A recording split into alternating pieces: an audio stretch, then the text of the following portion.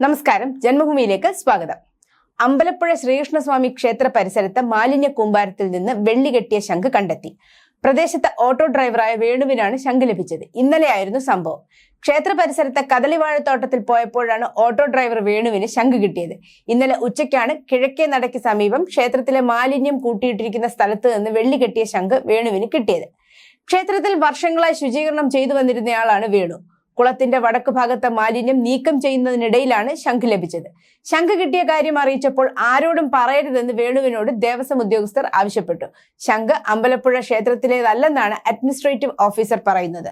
ക്ഷേത്രത്തിൽ പൂജയ്ക്ക് ഉപയോഗിക്കുന്ന 4 ശംഖും ക്ഷേത്രത്തിലുണ്ടെന്നും അഡ്മിനിസ്ട്രേറ്റീവ് ഓഫീസർ വ്യക്തമാക്കി. സ്വർണം കെട്ടിയ 4 ഇടമ്പിരി ശംഖാണ് ക്ഷേത്രത്തിനുള്ളതെന്നും ഇവ 4ഉം ക്ഷേത്രത്തിൽ സുരക്ഷിതമെന്നും ഭാരവാഹികൾ അറിയിച്ചു.